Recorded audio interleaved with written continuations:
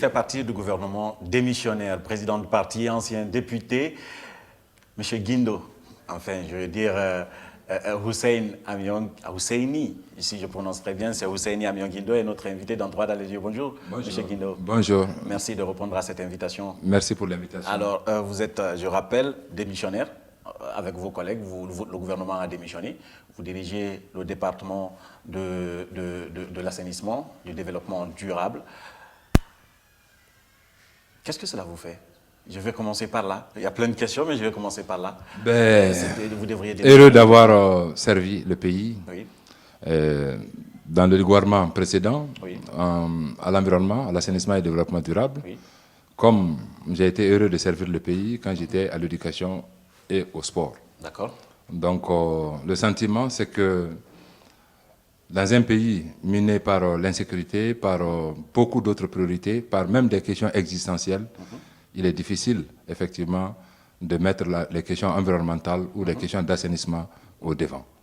Donc, pas prioritaire, en fait, dans des conditions comme ça. D'accord. Alors, ce n'est pas une première fois, hein, la démission pour vous. Vous êtes cet élément, si on peut dire, si vous me permettez l'expression, vous êtes cet élément incontrôlé, parce qu'on sait qu'en 2018, vous n'avez pas hésité à démissionner de votre poste de ministre pour vous présenter comme candidat à la présidentielle. Bien sûr, parce que tout simplement, nous avons... Non, mais dites-moi sérieusement, est-ce que vous pensez que vous allez être président de la République pour démissionner et vous présenter à la candidature? Vous savez, en 2013 déjà, en 2008 déjà, quand on créait le parti CODEM, notre ambition, c'était la conquête et l'exercice du pouvoir.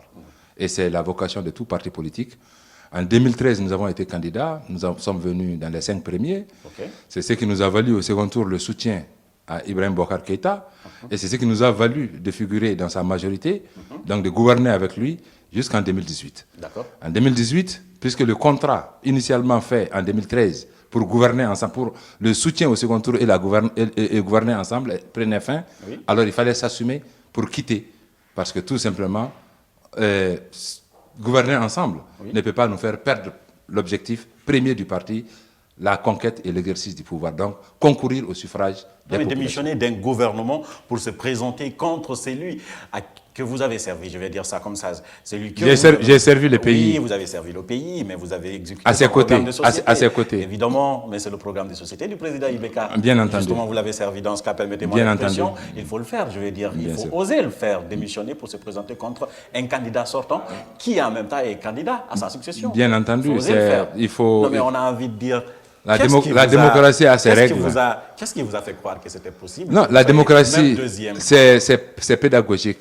Notre candidature avait plus une valeur pédagogique oui. que forcément comme objectif de gagner. Okay. Parce que tout simplement, un parti pédagogique, parce que les partis sont créés pas pour soutenir d'autres partis, oui. mais les partis sont créés avec leur projet de société pour la conquête et l'exercice du pouvoir. Oui, mais donc notre démarche... que je ne comprends pas, c'est que vous étiez fort de quoi pour vous présenter contre un candidat sortant, candidat à sa propre succession. C'est ce que je n'arrive pas. Vous savez, c'est pas fréquent. C'est pourquoi je suis en train de vous fort de la 5e place. On peut comprendre, par exemple, je vais finir mon raisonnement, on peut comprendre que vous démissionnez d'un gouvernement contre un candidat qui n'est pas président. On est en Afrique, M. Guindo. Oui. Et vous savez que c'est difficile. Oui. Alors j'ai toujours envie de comprendre comment est-ce que vous avez pu faire une chose pareille. Nous l'avons fait parce que nous étions forts de nos résultats de 2013. Qui nous classait dans la 5e place. Oui. Et nous étions convaincus des principes de notre parti, qui ne transigent pas sur aller aux élections. D'ailleurs, si les partis politiques reçoivent des financements, c'est parce qu'ils vont aux élections. Oui, donc, ne serait-ce que pour justifier même ce financement public, il fallait quand même effectivement aller avec son projet et informer, conquérir les Maliens avec son propre projet d'abord.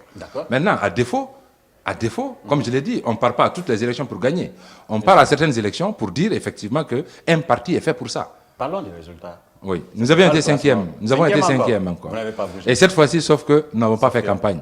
Je n'ai pas quitté.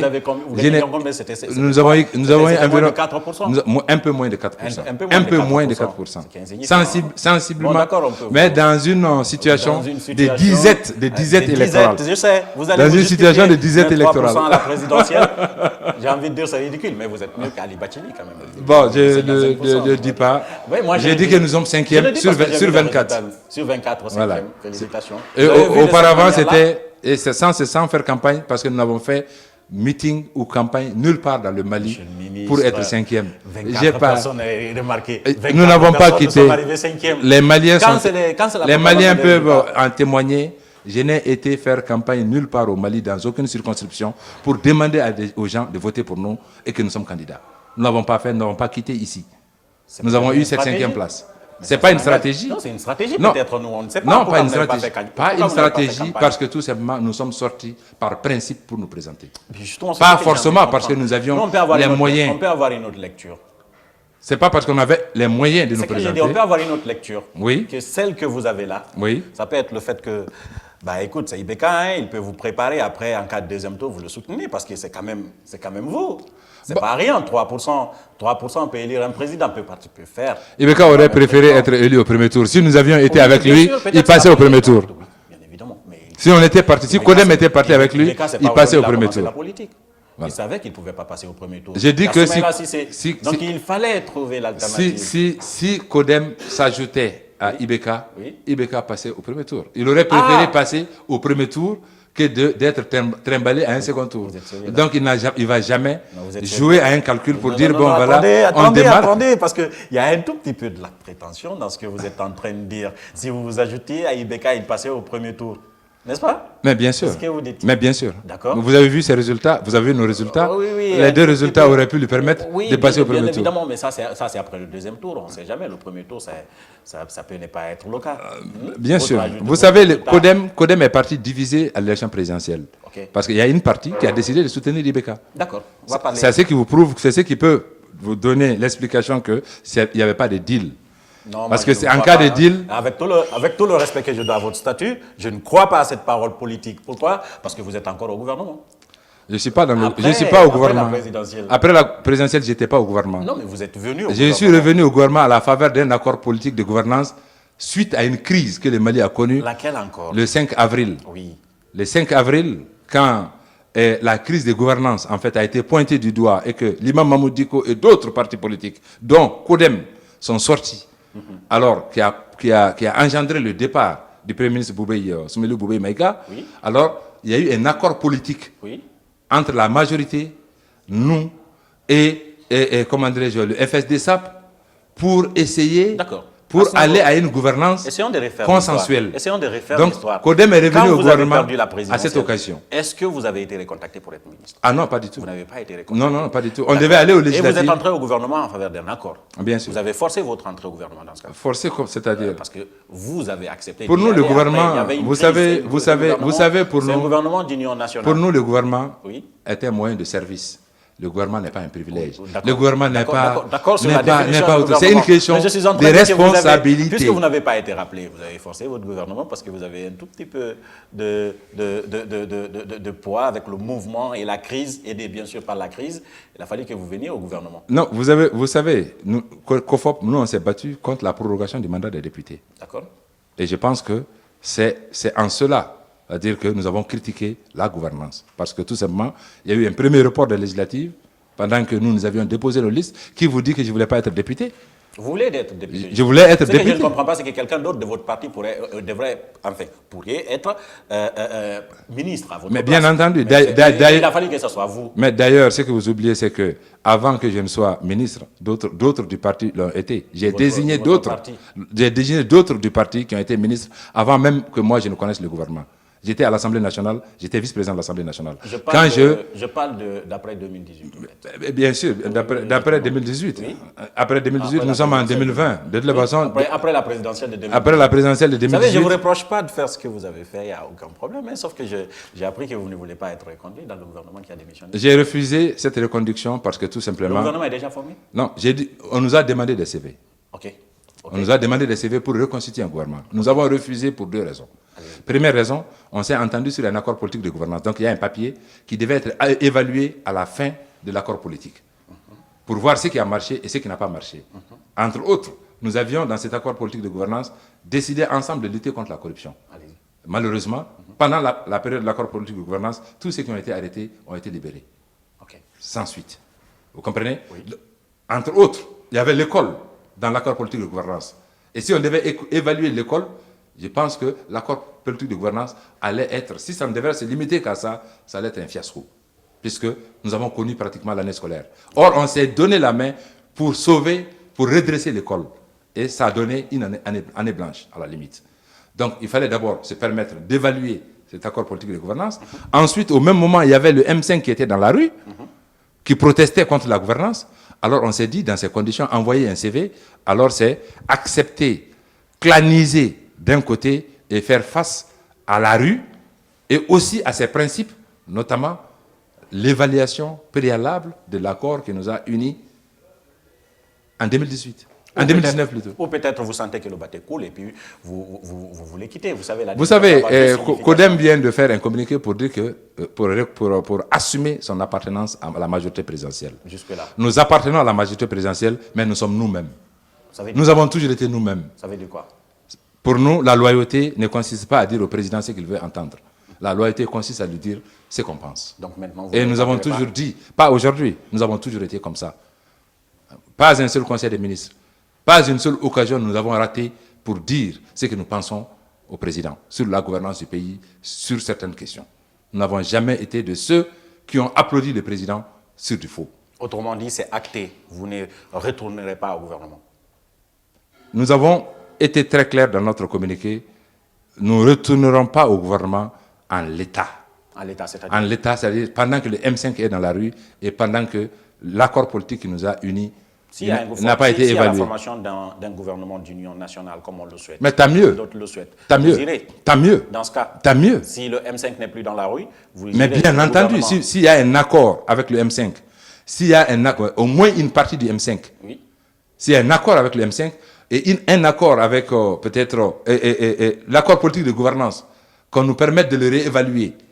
Si on ne réévalue pas, il n'y a aucun problème. Si on ne réévalue pas cet accord politique avec la mouvance présidentielle, vous n'irez pas, vous ne retournerez pas.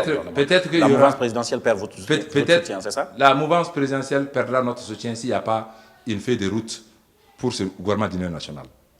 D'accord. Il faut une feuille de route. D'accord. Voilà. Revenons sur les événements. Le 10 juillet dernier, vous étiez où, monsieur le ministre? Le 10 juillet? Oui, le 10 juillet. Vous voulez que je me souvienne? Oui.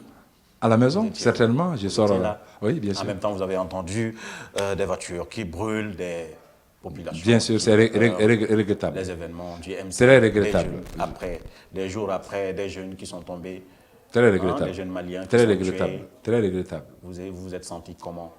J'ai senti la honte. Surtout quand c'est tout le monde qui vient au chevet du Mali. Quand c'est les autres qui viennent nous dire ce qu'il faut faire. Les autres, c'est la CEDEAO? Bien entendu. Okay. C'est une honte pour nous. Pour nous, on aurait pu, de façon endogène, trouver des solutions à cette crise. Parce que cette crise n'est pas au-dessus de nos moyens. Je commencerai d'abord par ce qui a été constaté en ville, au nom de la désobéissance civile, que moi je considère comme une guérilla urbaine. Est-ce que vous comprenez? Que nous condamnons. Nous prions pour le repos de l'âme des disparus, que nous considérons comme des martyrs. Parce que tout simplement, ils sont morts pour le pays. Ils sont morts pas pour autre chose, c'est parce que tout simplement, pour la bonne gouvernance de leur pays. Ils sont sortis pour des questions d'électricité, ils sont sortis pour des questions d'école, ils sont sortis pour des questions de sécurité, ils sont sortis pour diverses autres raisons qui n'ont absolument rien à voir avec le Parlement. Parce que, vous le savez très bien, la crise malienne a été décrite comme étant une crise liée aux élections. Qui l'a fait ça? Vous voyez comment la CEDEAO traite la question. La CEDEAO traite la question. Qui a expliqué la crise malienne? Je ne sais pas, parce qu'ils ont... Vous savez, ils sont venus ici, ils ont écouté tout le monde. Mais il se trouve qu'il y avait déjà une recette, avant même de rencontrer les gens. Le fait d'avoir fait de la crise et de se focaliser sur la Cour constitutionnelle et l'Assemblée nationale traduit le fait qu'on pense que la crise elle est électorale. Or, sur les 30 députés qui se disent spoliés, les 25 sont de la majorité. Demain, s'ils sont réhabilités, ils iront applaudir Ibeka pour soutenir Ibeka. Donc, C'est plus une crise. L'élection est plus une crise au sein de la majorité qu'une crise qui oppose l'opposition à la majorité. Qu'est-ce que vous êtes Ce qui oppose l'opposition à la majorité aujourd'hui, c'est vraiment la crise de gouvernance. D'accord. Bien entendu, c'est la crise de gouvernance. Et tous ceux qui sont morts contre, c'est-à-dire la gouvernance du pays. Et donc c'est pourquoi je les considère comme martyrs. Ils se sont battus pour le pays, pour le bien-être dans notre pays. Quelle solution proposeriez-vous pour aller directement... La solution est très simple. Oui, allez-y. La solution, à notre avis, est très simple. C'est quoi la solution? Vous savez, tout ce qui est en train d'être fait aujourd'hui par la CEDEAO Oui. rentre dans le cadre de ce qui n'est pas autorisé par notre Constitution. Autrement dit, démembrer et annihiler une cour constitutionnelle, ou ensuite vouloir démembrer une Assemblée nationale. Donc dissoudre partiellement une Assemblée nationale. Ça, ce n'est pas du ressort ni du président de la République du Mali. Pourquoi vous vous en prenez à la J'en viens. Pourquoi vous vous en prenez à la CEDEAO? J'en viens. Je ne m'en prends pas à la CEDEAO. J'ai l'impression que le problème... Je m'en prends à leur lecture de la situation.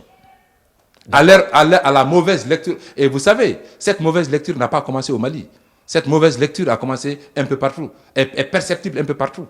J'ai échangé avec la délégation de la CEDEAO. Je leur ai dit ce que je pense. Notre crise n'est pas une crise électorale, mais une crise de gouvernance. Donc, la CEDEAO ne devrait pas se mêler de votre problème. Je n'ai pas dit ça. Je veux que la CEDEAO aide le Mali. Écoutez, je veux que la CEDEAO aide le Mali dans le cadre du respect de sa constitution. Comme ils ont aidé au maintien du président de la République, c'est constitutionnel. Ce n'est pas extra-constitutionnel. C'est en refusant l'extra-constitutionnalité qu'on a voulu le président. Donc on doit refuser l'extra-constitutionnalité en voulant démembrer une partie de l'Assemblée nationale au lieu de prendre le courage constitutionnel de le dissoudre entièrement. D'accord. Là, ça permet de mettre tout le monde au même niveau, mais dissoudre partiellement peut amener, c'est-à-dire d'autres mécontents parce que tout simplement ça serait fait contre les lois du pays et contre la constitution du pays. La CEDEAO n'a-t-elle pas compris la situation au Mali? Bien entendu. Elle est de mauvaise foi? Je pense qu'elle n'a pas compris parce que pour la CEDEAO, le problème, c'est l'élection. Vous n'avez pas très bien expliqué à la CEDEAO. Mais qui doit expliquer à la CEDEAO? Vous, les acteurs. Mais qui a appelé la CEDEAO? Vous, les acteurs consultés. Qui a appelé la CEDEAO? C'est le Mali qui a appelé la CEDEAO. Bon, le Mali, c'est pas par qui. Vous. Je ne sais pas par qui, mais le Mali, c'est vous. Je viens.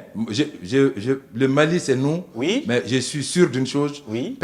Personnellement, je suis contre l'arrivée de la CEDEAO. L'arrivée de la CEDEAO pour venir sortir des solutions qui ne répondent pas. Non, attendez, moi je qui ne répondent pas aux aspirations attendez, c'est vous qui avez appelé des parties prenantes. La CEDEAO, c'est pas arrivé un jour pour dire bon, on arrive au Mali, attendez-nous.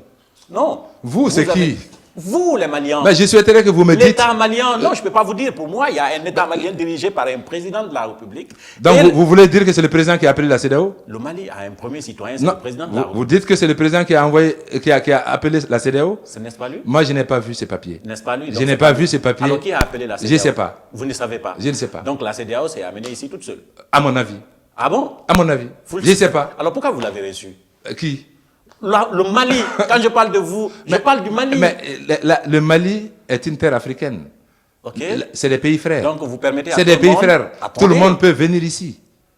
Quand le Mali a des problèmes, quand la case Mali brûle, il est légitime et normal que des pays voisins, notamment une organisation comme la CEDEAO, c'est-à-dire s'organise pour venir au chevet du Mali. C'est bien normal. C'est bien normal. Je n'ai pas trouvé ça anormal. Seulement, j'ai dit simplement que les solutions préconisées par la CEDEAO ne viennent d'aucune proposition, soit de l'opposition. L'opposition n'a jamais demandé une dissolution partielle. L'opposition n'a jamais demandé une dissolution de la Cour constitutionnelle. Ce que l'opposition a demandé...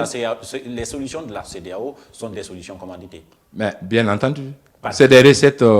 Qu'est-ce que vous ne voulez pas dire? Ce que je ne veux pas dire, c'est que la CEDEAO n'a pas sorti des solutions... C'est-à-dire issus c'est-à-dire des propositions de la majorité au Mali ici et de l'opposition. Non, parce que dans tout ce qu'ils ont proposé, vous ne verrez rien des propositions de la majorité ou de l'opposition. Hein? Quel intérêt la CEDEAO a à vous imposer des solutions? La CEDEAO ne peut pas imposer, elle peut proposer une solution. D'ailleurs, nous sommes de ceux qui pensent que le chef de l'État doit être plus courageux. Oui. En démettant son Premier ministre et s'il veut, en dissolvant l'Assemblée nationale. Ça, c'est plus juste. Ça, c'est votre solution à vous. Ça, c'est la solution malienne. Non, ça, c'est vous. Non, c'est la solution constitutionnelle. C'est vous qui l'avez. C'est la solution constitutionnelle. C'est ce que vous pensez qui pourrait être. J'ai dit, c'est la constitution constitutionnelle. D'accord. Nous avons une référence. D'accord. Et c'est au nom de cette constitution que la CEDEAO a dit, le président Ibeka ne bouge pas. Donc, il faut qu'il respecte cette constitution jusqu'au bout. Donc, la CEDEAO défend le président Ibeka. La CEDEAO défend la constitution du Mali quand ça l'arrange et piétine la constitution du Mali. En faveur de qui? En faveur de je ne sais qui. Vous devriez le savoir. Je ne sais pas. Non, mais vous avez un franc-parler. Je sais pas. Je sais pas. Je sais pas. Alors, je vous pose la question, qui a financé la mission de la CEDEAO? Qui l'a financé? Je vous pose la question. C'est le Mali. Ah bon? Oui, parce que le Mali contrôle. Ah non, on n'a pas vu ça. Ah bon? Oh, ouais. Le Mali ne contrôle pas la CEDEAO? Ah ouais, bien entier. Vous savez, au Mali, il n'y a pas un coup d'État. La CEDEAO peut venir imposer des choses dans un pays où il y a un coup d'État. Nous sommes dans un régime. Je viens. En faveur de qui la nous sommes dans un régime. Pourquoi vous ne voulez pas? Nous sommes dans un régime qui est démocratique. Il n'y a pas de coup d'État. Il y a un chef d'État élu. Il y a tout. La CEDEAO ne peut absolument rien imposer dans une république qui fonctionne normalement et qui, comment dirais-je, respecte tous ses devoirs vis-à-vis de la communauté. Est-ce que vous comprenez? Vous dites, un, vous ne savez pas qui a invité la CEDEAO. Deux, ce qu'elle propose n'est pas la bonne solution. Je suis censé ne pas le savoir. Je ne le sais pas. Ah non. Je ne sais pas qui l'a invité. Non, pour plusieurs raisons, vous devriez Je ne sais pas qui l'a financé. Sinon, en même temps, ceux que vous représentez, les citoyens, ils ne vont plus avoir confiance en vous. C'est-à-dire? Vous êtes un ministre, vous n'êtes pas un Je citoyen. suis un ancien ministre. Non, oui, je suis un ancien ministre. Vous n'avez pas encore fait de passation de service. Je suis un ancien ministre. Oui, d'accord. Voilà. Depuis 2 mois. Vous êtes un ancien député, voilà. Un ancien ministre, un président de parti politique. Oui. Vous cherchez la voix de ceux qui vous les accordent, parce que vous n'êtes pas un simple citoyen. Vous savez, on va pas... Attendez, je vais finir. Vous avez des infos, vous êtes censé avoir des informations qu'ils n'ont pas. Si vous dites que dans votre pays, un pays dans lequel vous étiez ministre il y a moins d'un mois, vous dites qu'il y a une institution qui est arrivée, vous ne savez pas invité par qui, vous ne savez pas qui l'a financé, vous ne savez pas ce qu'elle est venue proposer, vous révoquez ce qu'elle a proposé, vous ne savez pas en faveur de qui l'institution a proposé, ça veut dire que vous ne méritez pas d'être ce que vous avez été. Ah, mais vous ne méritez pas d'avoir la confiance de ceux qui sont là. Mais vous vous trompez, parce que ce n'est pas à moi que le pays a été confié. En partie, vous. C'est pas à moi. Vous avez une partie non.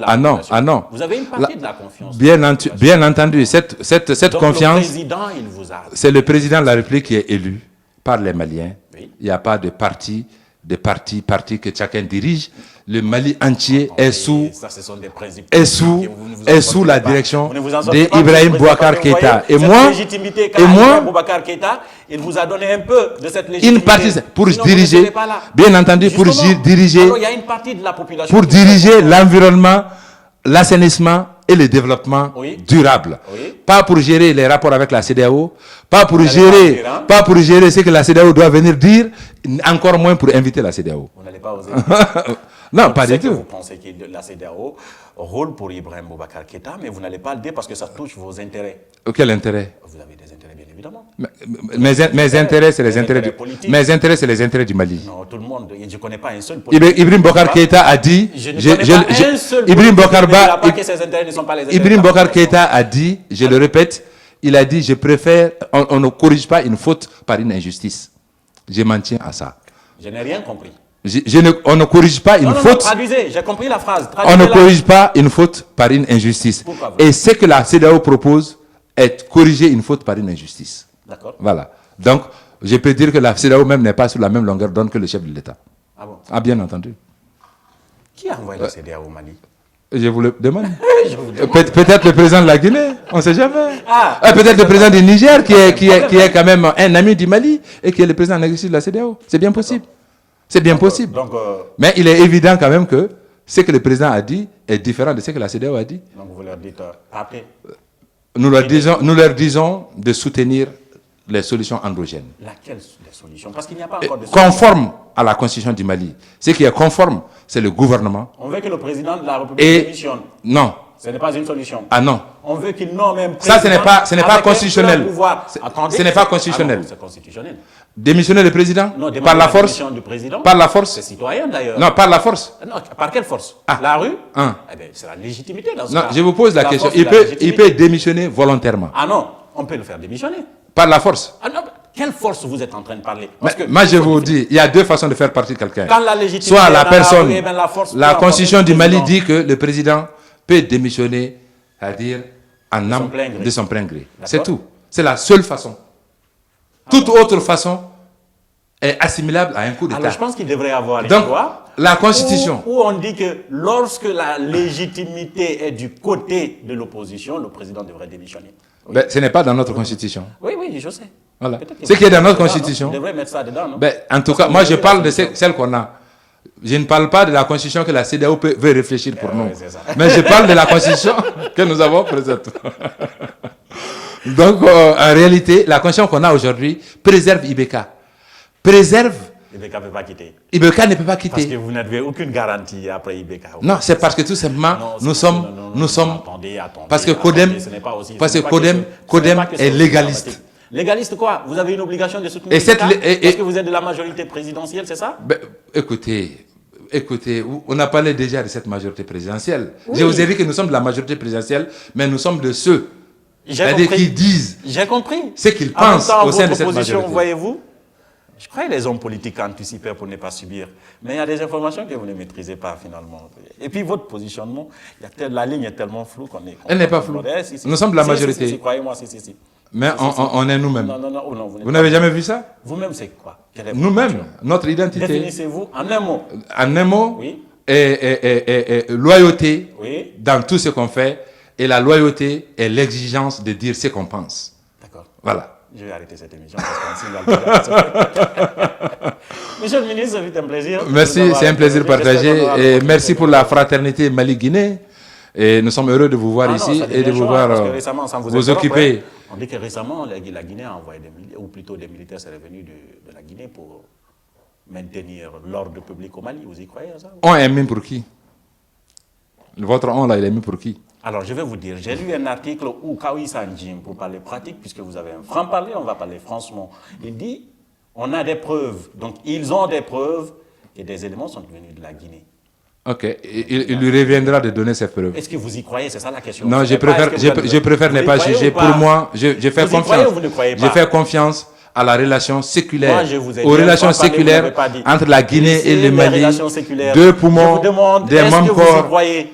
Et je ne peux pas, en fait, juger de Est-ce que cela, vous y croyez, puisque c'est la celui qui question. l'a dit qu'il a vu. Est-ce que vous y croyez? On n'a pas besoin de croire, il s'agit de Et réalité. pourtant, Ce c'est n'est ça pas la une question. affaire Est-ce que vous y divine. croyez? Ça n'a absolument rien à voir avec une affaire divine. Vous y croyez ou pas? Ce n'est pas croire ou ne pas croire. C'est ça la question. Il y a quelqu'un qui a dit avec preuve que la Guinée a envoyé des éléments pour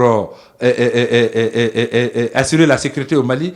Alors, il s'agit croyez simplement ou pas? de demander à cette personne de donner les preuves. Vous y croyez ou pas? À mon avis, c'est invraisemblable. Mais il faut. Invraisemblable, ça veut dire Invraisemblable, quoi? En parce que français pour moi, facile. En français de pour la moi, bouche. entre frères, Oui. la Guinée ne peut pas envoyer des militaires venir tuer des Maliens.